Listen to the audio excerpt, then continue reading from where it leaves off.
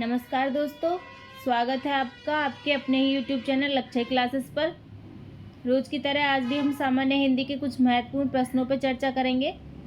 आप सभी लोग जल्दी से जल्दी जुड़ जाइए और सेशन को शेयर कर दीजिए अपने सभी दोस्तों में, ताकि सभी लोग जल्दी से जुड़ जाएं और हमारे महत्वपूर्ण प्रश्नों का लाभ उठा सकें।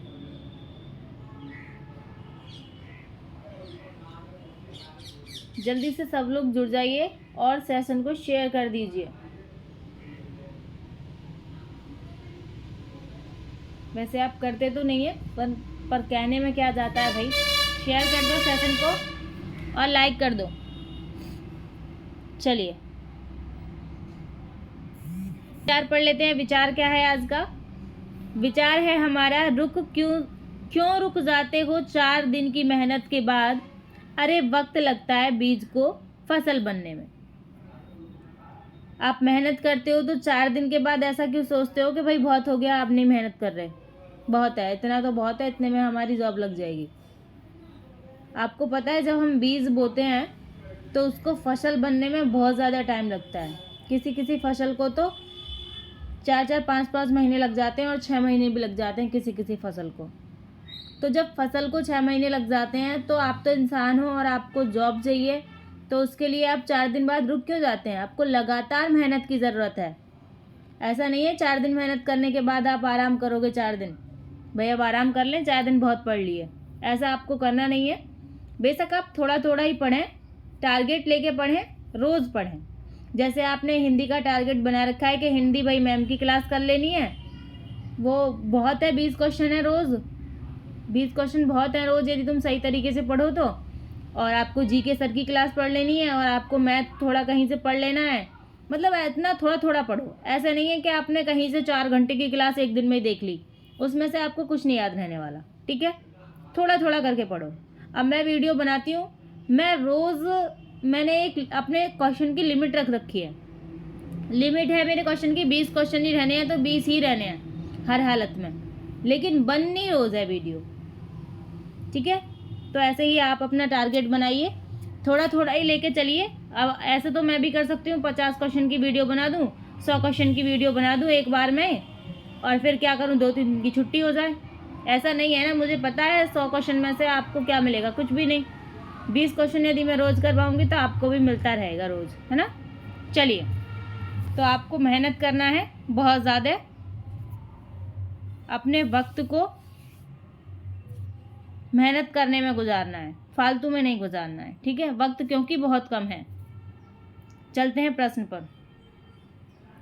प्रश्न है हमारा, हिंदी के द्वारा सारे भारत को एक सूत्र में पिरोया जा सकता है, ऐसा किसने कहा है?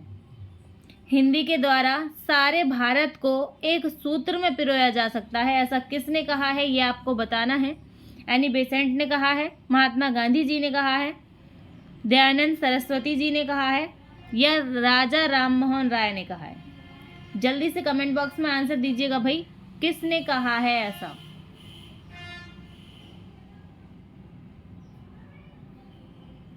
चलिए आंसर दीजिएगा भाई, बहुत अच्छा प्रश्न है ये और कई बार एग्जाम में पूछा भी गया है। ऐसे प्रश्नों को आपको ध्यान देना चाहिए, क्योंकि ये प्रश्न ऐसे प्रश्न हैं जो जीके में भी पूछे जाते हैं आपसे और हिंदी में भी पूछे जाते हैं। चलिए आंसर ले लेते हैं, क्या होगा आंसर इसका? क्या होता है, महात्मा गांधी ऑप्शन में देखते ही हम ऐसे सब विचार जो होते हैं उन्हें महात्मा गांधी लगाने की कोशिश करते हैं, लेकिन हमें लगाना नहीं है। वो क्या है ना, महात्मा गांधी जी का नाम हमने बचपन से सुना होता है, तो इसलिए हमें हर क्वेश्चन का आंसर जिसमें वो ऑप्शन में होते हैं ऐसा लगता है यही सही है, लेकिन ऐसा है नहीं भाई। सी ऑप्शन सही है, दयानंद सरस्वती। ठीक है, दयानंद सरस्वती जी ने कहा था कि हिंदी के द्वारा सारे भारत को एक सूत्र में पिरोया जा सकता है। ठीक है, दयानंद सरस्वती जी कौन है? आर्य समाज के संस्थापक हैं। ठीक है, चलिए चलते हैं अगले प्रश्न पर। प्रश्न है, निम्न में कौन सी पश्चिमी हिंदी की बोली नहीं है? पश्चिमी हिंदी की बोली कौन सी नहीं है ये आपको बताना है। बुंदेली नहीं है, ब्रज नहीं है, कन्नौजी नहीं है, या बघेली नहीं है। बहुत ही ज़्यादा महत्वपूर्ण प्रश्न है भाई, और जाने कितनी ही बार एग्जाम में आया है ये प्रश्न। निम्न में से कौन सी पश्चिमी हिंदी की बोली नहीं है? जल्दी से आपको बताना है कौन सी पश्चिमी हिंदी की बोली नहीं है। इसका मतलब ये है 3 तो ऐसी बोलियां हैं इनमें जो पश्चिमी हिंदी की बोलियां हैं। क्वेश्चन को करने के दो तरीके होते हैं, जिनमें ना लगी हो उन प्रश्नों को करने के। या तो आपको पश्चिमी हिंदी की बोली कौन सी है ये पता हो तो भी आपका आंसर सही हो जाएगा, या आपको ये पता हो कि आखिर पश्चिमी हिंदी की बोली इनमें से कौन सी नहीं है। अब यदि ये पता है आपको कौन सी नहीं है तो ये भी पता होगा यदि वो नहीं है तो वो कौन सी हिंदी की बोली है। अब आंसर ले लेते हैं, क्या होगा। बुंदेली पश्चिमी हिंदी की बोली है भाई, ब्रज भी पश्चिमी हिंदी की बोली है, कन्नौजी भी पश्चिमी हिंदी की बोली है। बघेली पश्चिमी हिंदी की बोली नहीं है, ये आप सब जानते हैं। किसकी है ये? पूर्वी हिंदी की बोली है। ठीक है, डी ऑप्शन बिल्कुल सही हो गया। चलते हैं अगले प्रश्न पर। प्रश्न है हमारा, जिन स्वरों के उच्चारण में मुख द्वार पूरा खुलता है उन्हें क्या कहते हैं? समृत कहते हैं, अर्ध समृत कहते हैं, विवृत कहते हैं या अर्ध विवृत कहते हैं? जल्दी से कमेंट बॉक्स में आंसर दीजिएगा, और कमेंट बॉक्स में ये भी आंसर देना है कि ऐसा जो वर्ण है, वो ऐसा जो स्वर है वो कौन सा है जिसके उच्चारण में मुख पूरा खुलता है। उस स्वर का नाम भी लिखना है आपको, कौन से स्वर हैं वो जिनके उच्चारण में मुख पूरा खुलता है, और ये भी बताना है वो कौन से स्वर होते हैं। ठीक है, जल्दी से कमेंट बॉक्स में आंसर दीजिएगा, प्रश्न बहुत महत्वपूर्ण है। चलिए आंसर ले लेते हैं, क्या होगा। समृत नहीं होगा भाई, अर्ध समृत नहीं होगा, विवृत या अर्ध विवृत में से होगा। तो अर्ध विवृत तो है नहीं, क्योंकि ये नहीं कह रहा आधा खुलता है मुंह, ये कह रहा है कि पूरा खुलता है जिसके उच्चारण में। तो क्या हो गया, सी ऑप्शन बिल्कुल सही है, विवृत। अब ये देख लेते हैं वो स्वर है कौन सा जिसके उच्चारण में मुख पूरा खुलता है। आ एक ऐसा स्वर है जिसके उच्चारण में मुख पूरा खुलता है, वरना आप बोल के देख लो, बोल के देखो जल्दी से, ये विवृत स्वर है। ठीक है, चलिए चलते हैं अगले प्रश्न पर। प्रश्न है हमारा, घ का उच्चारण स्थान है, घ का उच्चारण स्थान कौन सा है ये आपको बताना है। मूर्धा है, कंठ है, तालु है, दंत है। घ का उच्चारण स्थान, जल्दी से कमेंट बॉक्स में आंसर दीजिए, बहुत आसान प्रश्न है ये। ऐसे प्रश्नों का आंसर तो आपको क्वेश्चन बोलते ही बता देना चाहिए, और मैंने भी पढ़ाया है आपको पहले। चलिए आंसर ले लेते हैं, क्या होगा इसका आंसर। मूर्धा।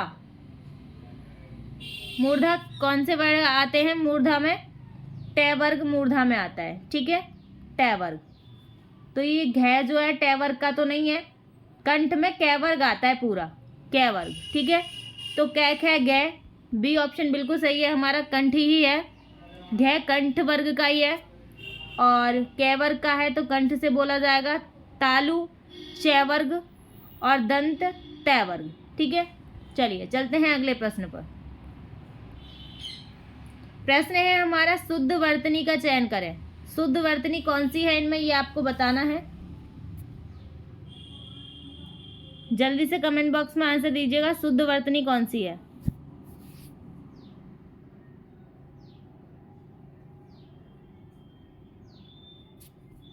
जल्दी से आंसर दीजिएगा भाई, थोड़ी सी प्रश्न में मिस्टेक है भाई, यहाँ अणे की जगह पे न है। ठीक है, श्रवण। ठीक है, ये है। अब बताना है आपको कौन सी सही है, क्योंकि यदि प्रश्न के अकॉर्डिंग देखा जाए फिर श्रवण, प्राय, विभीषण और विख्यात। जल्दी से कमेंट बॉक्स में आंसर दीजिएगा, फिर मैं बताती हूँ आंसर क्या होगा। चलिए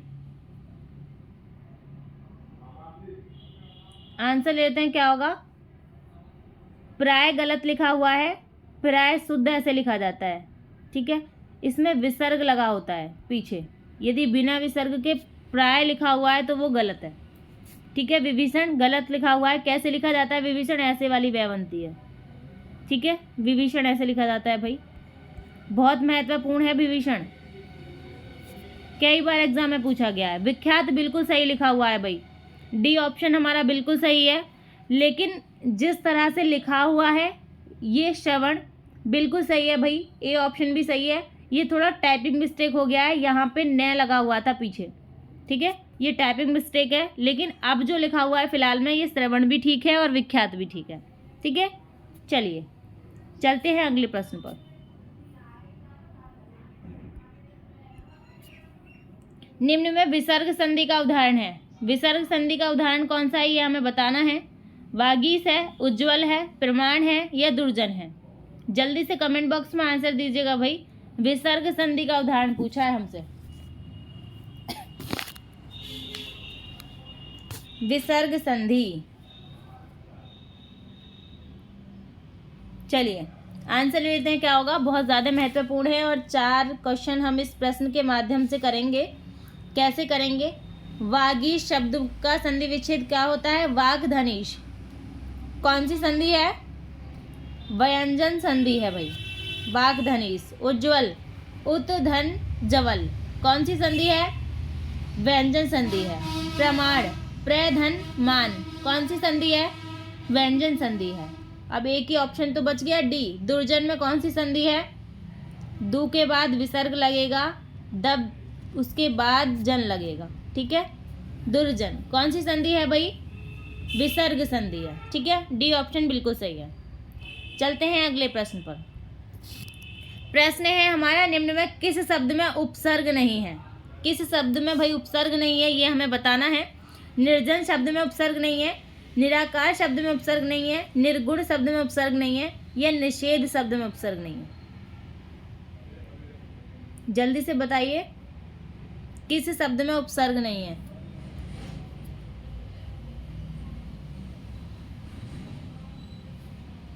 चलिए आंसर ले लेते हैं क्या होगा भाई। निर्जन शब्द में उपसर्ग है, निरुपसर्ग है। ठीक है, निराकार शब्द में उपसर्ग है भाई, निर्गुण शब्द में भी उपसर्ग है, निषेध शब्द में कोई उपसर्ग नहीं है। ठीक है, निषेध शब्द मूल शब्द है ये, निषेध, इसमें कोई उपसर्ग नहीं है। चलते हैं अगले प्रश्न पर। प्रश्न है हमारा, अपना पराया शब्द में समास है। अपना पराया शब्द में कौन सी समास है ये आपको बताना है। तत्पुरुष समास है, कर्मधारय समास है, अव्ययीभाव समास है या द्वंद्व समास है। जल्दी से कमेंट बॉक्स में आंसर दीजिएगा। बहुत आसान प्रश्न है और बहुत ही ज़्यादा अच्छा प्रश्न है। चलिए भाई, मेहनत तो आपको करना पड़ेगा, बिना मेहनत के आपको कुछ नहीं मिलेगा, कुछ भी नहीं मिलेगा बिना मेहनत के। बिना मेहनत के तो सामने थाली रखी रहती है, खाना भी मुंह तक नहीं जाता। तो भाई आपको मेहनत करना पड़ेगा। अब ऐसे जॉब नहीं मिलती है आसानी से, बिना मेहनत के जॉब मिल जाए। अब तो साम दाम दंड भेद सब अपनाने पड़ते हैं जब जाके जॉब मिलती है। और सत्ता में सरकार जिस तरह से बनी हुई है वैसे बनी रही तो आगे आने वाले समय में सरकारी नौकरी भूल जाना।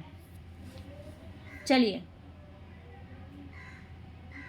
अपना पराया शब्द में समास क्या है इसका पहले समास विग्रह करेंगे। कैसे होगा समास विग्रह? अपना और पराया। ठीक है, अपना और पराया, इसका समास विग्रह होगा। दोनों ही शब्द अपने आप में क्या हैं? अपना, इनका अर्थ है दोनों का, दोनों ही मूल शब्द हैं, एक दूसरे के विपरीत भी हैं। क्या है? द्वंद्व समास है, बीच में हाइफन भी लगा हुआ है। प्रश्न है, तेली का बैल होने का अर्थ है। तेली का बैल होने का अर्थ है बुरी तरह काम में लगे रहना, काम करने से बहाना करना, मन लगाकर काम नहीं करना या निर्धन होना। जल्दी से कमेंट बॉक्स में आंसर दीजिएगा। बहुत महत्वपूर्ण प्रश्न है और अब आपको क्या करना है? तेली का बैल ही बनना है। बिल्कुल, जब तक आप तेली का बैल नहीं बनोगे जब तक आपको सफलता नहीं मिलेगी। आपको तेली का बैल ही बनना है।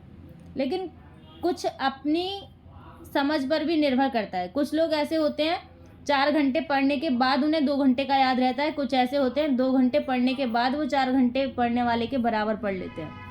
तो ये आपके ऊपर डिपेंड करता है आप किस तरह से पढ़ते हैं। यदि आप 2 घंटे मन लगा के पढ़ लेते हैं तो 4 घंटे पढ़ने वाले को फेल कर सकते हैं। लेकिन आप यदि 4 घंटे पढ़ रहे हैं, मन लगा के नहीं पढ़ रहे हैं, तो आप 1 घंटे पढ़ने वाले के समान भी नहीं हैं। तो आप जितना पढ़ रहे हैं मन लगा के पढ़िए। ठीक है, तेली का बैल होने का मतलब क्या है भाई? काम से बहाना नहीं करता है तेली का बैल, मन लगाकर काम नहीं करता, ऐसा नहीं होता बेचारे के साथ, निर्धन नहीं होता। वो तो क्या होता है? बुरी तरह काम में लगा रहता है। ठीक है, तेली का बैल जो होता है वो बुरी तरह काम में लगा रहता है पूरे दिन। चलिए चलते हैं अगले प्रश्न पर। प्रश्न है हमारा, कहरनामा किसकी रचना है? कहरनामा किसकी रचना है ये हमें बताना है भाई। मुल्ला दाऊद की है, सूरजदास की है, कुतुबन की है या जायसी की है? जल्दी से कमेंट बॉक्स में आंसर दीजिए भाई। कहरनामा किसकी रचना है? बहुत महत्वपूर्ण रचना है ये कहरनामा, और कितनी बार एग्जाम में पूछा गया है ये प्रश्न। कहरनामा किसकी रचना है? चलिए, एक और रचना है ऐसी, मसलनामा, वो भी एग्जाम में बहुत पूछी जाती है, मसलनामा। ठीक है, इस रचना के बारे में भी आपको बताना है, मसलनामा किसकी रचना है। चलिए आंसर ले लेते हैं, क्या होगा? मुल्ला दाऊद की नहीं है भाई, सूरजदास की, कुतुबन की भी नहीं है। डी ऑप्शन बिल्कुल सही है, जायसी की रचना है कहरनामा। ठीक है, और मसलनामा जो रचना है वो भी जायसी की है। चलते हैं अगले प्रश्न पर। प्रश्न है हमारा, निम्न में तत्सम शब्द है। तत्सम शब्द आपको बताना है कौन सा है। जल्दी से कमेंट बॉक्स में आंसर दीजिएगा भाई, तत्सम शब्द कौन सा है? टकसाल है, टांगा है, पीला है या कार्य है? ये टांगा जो शब्द है इसमें चंद्र बिंदु लगा हुआ है भाई। ठीक है, अब बताना है आपको कौन सा इसमें तत्सम शब्द है भाई। जल्दी से कमेंट बॉक्स में आंसर दीजिएगा। चलिए आंसर ले लेते हैं, क्या होगा इसका आंसर? क्या होगा भाई आंसर? आंसर लेते हैं, टकसाल। क्या ये तत्सम शब्द है?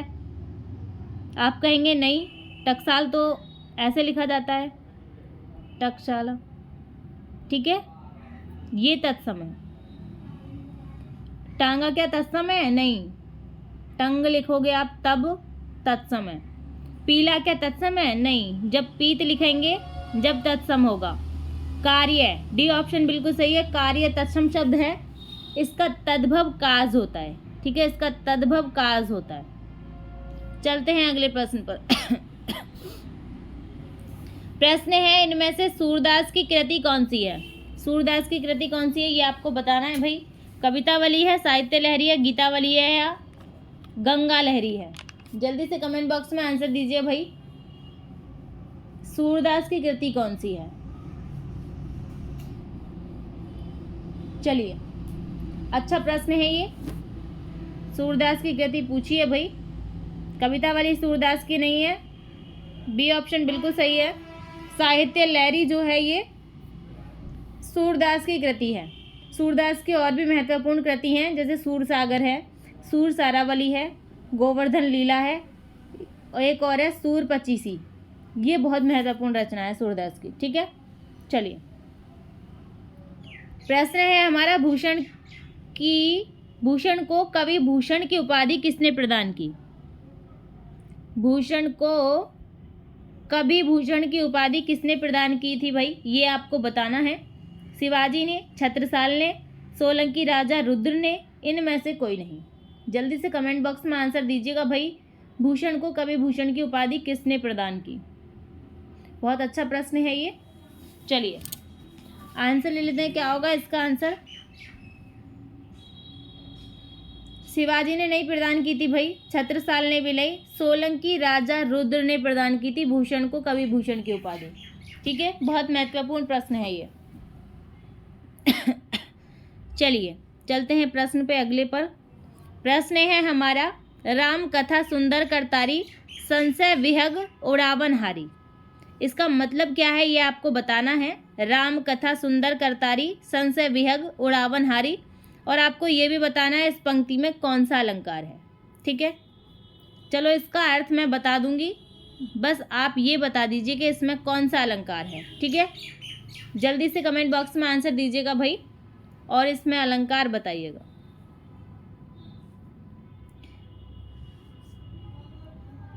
उपमा अलंकार है, रूपक अलंकार है, अतिशयोक्ति अलंकार है या उत्प्रेक्षा अलंकार है?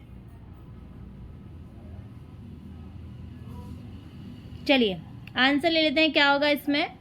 उपमा नहीं होगा भाई, अतिशयोक्ति नहीं होगा, उत्प्रेक्षा नहीं होगा, बी ऑप्शन बिल्कुल सही है, रूपक अलंकार है। कैसे है रूपक अलंकार?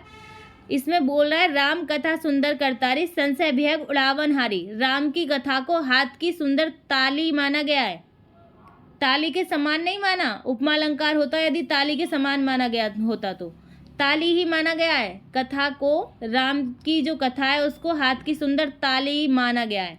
क्यों माना गया है?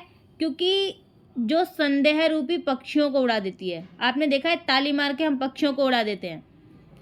तो यहाँ क्या है, राम कथा को सुनने से क्या होता है, संदेह खत्म हो जाता है। हमें किसी बात में कोई संदेह होता है वो खत्म हो जाता है। वैसे ही ताली मारने से जैसे पक्षी उड़ जाते हैं। उपमेय और उपमान केवल सादृश्य ही नहीं है, अपितु दोनों को एक ही माना गया है यहाँ पे, इसलिए यहाँ रूपक अलंकार है। यदि दोनों में तुलना हो रही होती तो उपमा अलंकार होता। चलते हैं अगले प्रश्न पर। प्रश्न है, हिंदी की मूर्धन्य ध्वनियाँ हैं। मूर्धन्य ध्वनियाँ कौन सी हैं ये आपको बताना है। च, छ, ज, झ। ऑप्शन से पढ़ लीजिएगा आप। ट वर्ग, च वर्ग, प वर्ग या त वर्ग, कौन सा वर्ग ऐसा है जो मूर्धन्य ध्वनियाँ है। मैंने भी पीछे ही बताया है, जल्दी से कमेंट बॉक्स में आंसर दीजिएगा। बहुत महत्वपूर्ण और बहुत आसान प्रश्न है। चलिए आंसर लेते हैं। च वर्ग मैंने बताया क्या है, तालु है। आप बोल के देख लीजिए, तालु। च वर्ग, च छ छ, च छ ज झ। ट वर्ग क्या है, ट वर्ग मूर्धन्य है भाई, ट ठ ड ढ मूर्धन्य है। प वर्ग क्या है, ओष्ठ है, प फ ब भ। और ड, त थ द ये क्या, दंत है। ठीक है, ऑप्शन कौन सा सही है हमारा, बी ऑप्शन सही है भाई। ठीक है, बी ऑप्शन हमारा मूर्धन्य ध्वनियाँ है। चलते हैं अगले प्रश्न पर। प्रश्न है, दासत्व किस प्रकार की संज्ञा है। दासत्व किस प्रकार की संज्ञा ये आपको बताना है। पदार्थवाचक, व्यक्तिवाचक, भाववाचक या जातिवाचक। जल्दी से कमेंट बॉक्स में आंसर दीजिएगा भाई।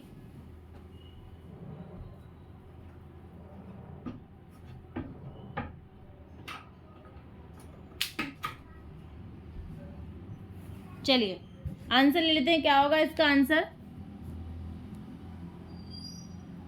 दासत्व किस प्रकार की संज्ञा है। आपको एक और प्रश्न बताना है। यदि यहाँ ओनली दास होता तो ये किस प्रकार की संज्ञा थी। ओनली दास होता यहाँ पे तो किस प्रकार की संज्ञा थी, और दासत्व दिया हुआ है तो किस प्रकार की संज्ञा है। चलिए इतने में आंसर बता देती हूँ। पदार्थवाचक तो बिल्कुल नहीं होगा भाई। भाववाचक, व्यक्तिवाचक, जातिवाचक, इन तीनों में आप कंफ्यूज होंगे। लेकिन क्या है, एक व्यक्ति नहीं है दासत्व और जाति भी नहीं है कोई, तो सी ऑप्शन हमारा बिल्कुल सही है, भाववाचक संज्ञा है। दास शब्द में तवा प्रत्यय जब हम लगा देंगे तो भाववाचक संज्ञा बन जाएगी। ठीक है, किसी मूल शब्द में जब हम प्रत्यय जोड़ देते हैं तो वो भाववाचक संज्ञा बन जाती है।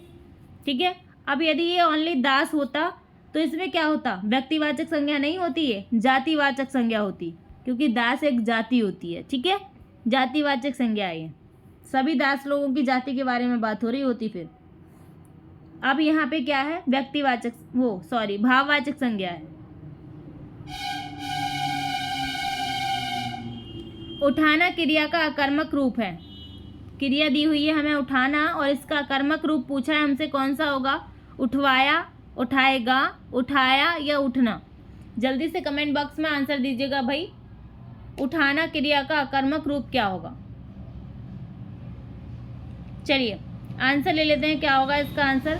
उठवाया नहीं होगा भाई, उठाएगा नहीं होगा, उठाया नहीं होगा।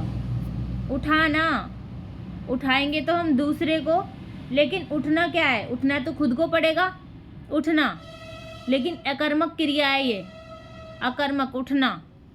क्या उठना, पता नहीं क्या उठना। यदि यहाँ पे ये पता, यदि इसकी जगह पे पढ़ना होता तो सकर्मक क्रिया होती, क्योंकि पढ़ना, क्या पढ़ना, पुस्तक कुछ तो पढ़ रहा होगा ना, कहानी कविता कुछ तो पढ़ रहा होगा, तो सकर्मक होती। लेकिन यहाँ उठना है, क्या उठना, कुछ पता नहीं क्या उठना। ठीक है, दौड़ना, सोना, रोना, ये सब अकर्मक क्रियाएं होती हैं। पढ़ना सकर्मक क्रिया होती है।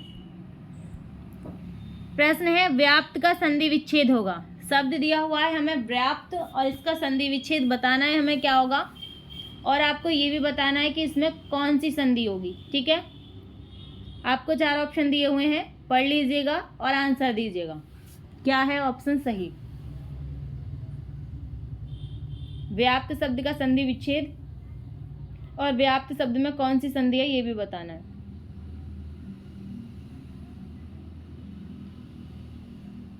चलिए भाई आंसर ले लेते हैं, क्या होगा इसका आंसर।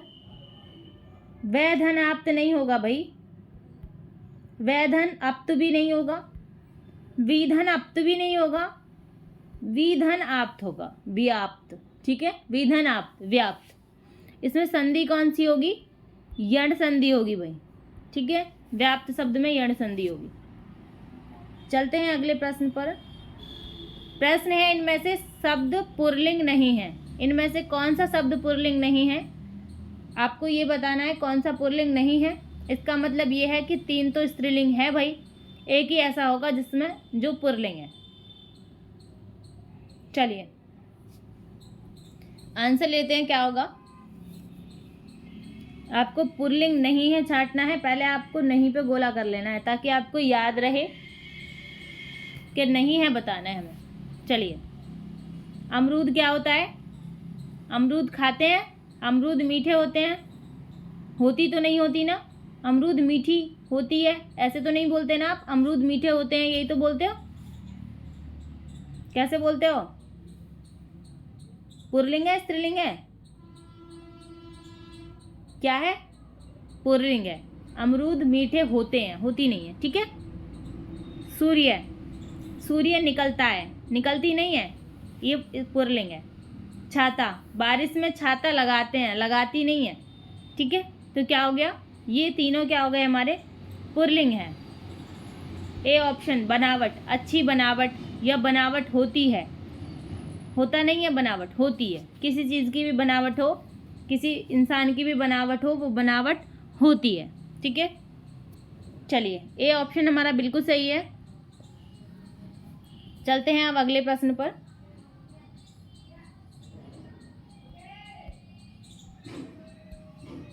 स्नेह शब्द का अर्थ नहीं है। स्नेह शब्द का क्या अर्थ नहीं है ये आपको बताना है। प्रेम, चिकनाई, तेल या गोंद,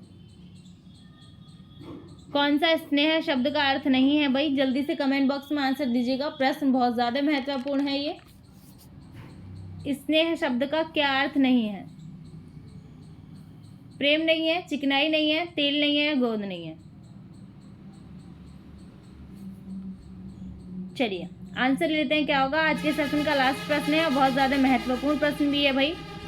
प्रेम स्नेह शब्द का पर्यायवाची या अर्थ है, ये आप सभी को पता है, लेकिन आप इन तीनों में थोड़ा कंफ्यूज होंगे। चिकनाई भी है भाई, स्नेह शब्द का जो अर्थ है वो चिकनाई भी है और तेल भी है। क्या नहीं है? गोंद नहीं है, ठीक है।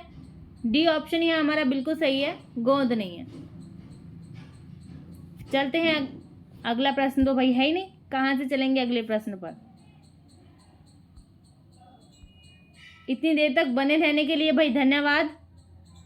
आपसे विनम्र निवेदन है, सेशन को लाइक कीजिएगा, शेयर कीजिएगा और सब्सक्राइब भी कीजिएगा।